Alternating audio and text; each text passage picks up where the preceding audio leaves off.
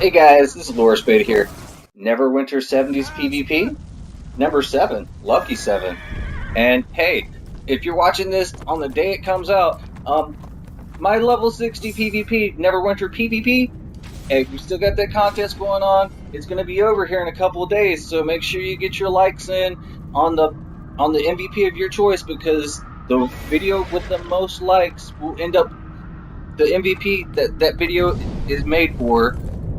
That MVP will be receiving a Glorious Resurgent lockbox, or not lockbox, but Glorious Resurgent Epic Mount Pack.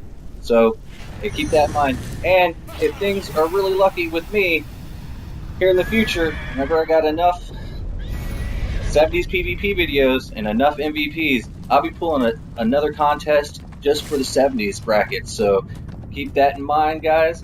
Right now, I'm on Lores, and he's one of my 70s. He's one of two right now. I mean, the next 70 up in the lineup is probably going to be Louise, my cleric, the one that heals. So I just got to make sure I level her up. But she still got a few more 60s PvP matches left in her, so I'm probably going to level her up through that. So be on the lookout out for that, most definitely.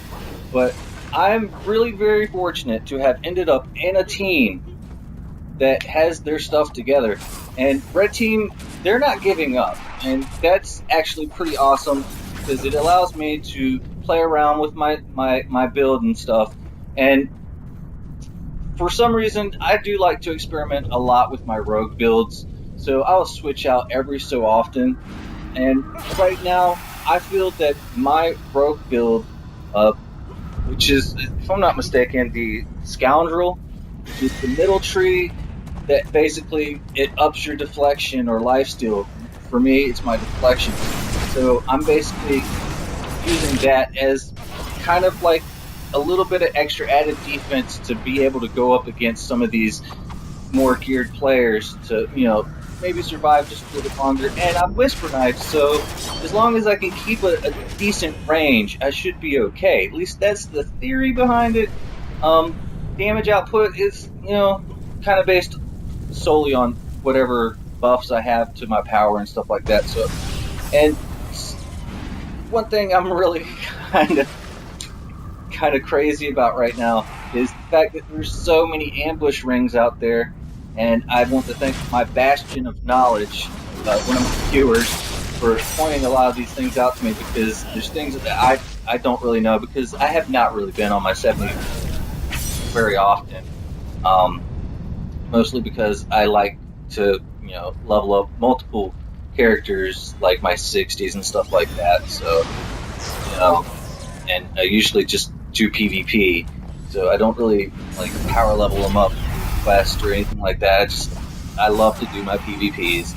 And to be completely honest, I mean, with the state of PvP right now, in my personal opinion, is I believe that it could be a lot better if there was PvP for PvPers. Right now, it just feels to me that the PvP relies more so on the PvE aspects of this game, which I'm okay with.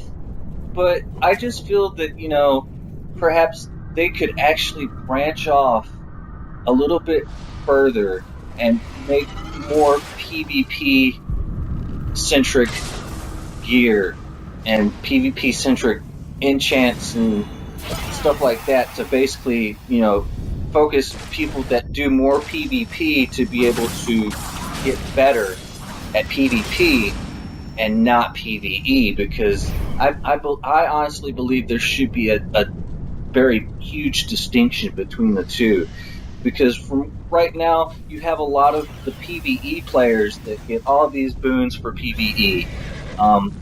Maybe even you can count some of these guild boons into account. And all that's from PvE. To me, it's not about money. Sure, money helps in playing with the economy and stuff like that to upgrade your character. That's just the name of the game. To me, it's not about money or wallet warriors, as you call it, but it's more about, the grind. People grind out to get better gear, to get higher gear score, and then they come into PvP and they do really well because they put a lot of time and effort into their characters. But I believe, it's my personal belief, that you should, if you want to be better at PvP, there should be PvP inspired things to basically improve the PvP aspect of the game and the characters. It mostly goes off of how well you have PvE'd will actually determine your PvP strength and power and stuff like that. So I don't know. This is something that I float around in my head about, but it is what it is, right? But as you can tell, I mean, Blue Team is pretty much dominating this entire thing right here, and that's awesome. That's great. I'm very fortunate to have managed to get into this game right here, and we will be having an MVP for this 70s game. Oh, you best bet. And I am a little bit jealous of some of these other guys, just ever so slightly, because everyone has some great gear, and I just got rezzed by somebody, and that is always awesome. And it looks like I'm going to be basically paying it forward. So there you go. I just rezzed somebody else. But man, let me tell you, one of these days, I'm gonna be up there with my gear score and all that, and I'm gonna be able to really truly shine. But I don't feel like I can actually truly shine, and it's not a question about skill at certain points in time. It becomes a question about gear, and some may argue that gear equals skill because it takes skill to get better gear or money. But I say, yeah, you're halfway right. To be completely honest, because I have so many characters that I play, I mean, it is what it is.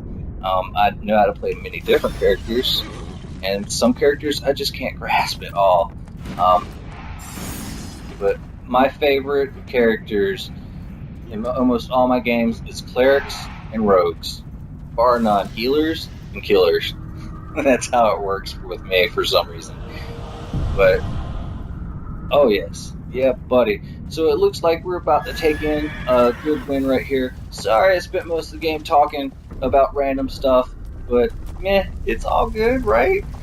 Please like, share, and subscribe. I come out with videos all the time, and normally I'm usually on top of my game with actual in-depth commentaries and telling you exactly what's going on the scoreboard and on the battlefield. But oh, bloodbath, yeah. But here we go, cause I'm Ghost MVP.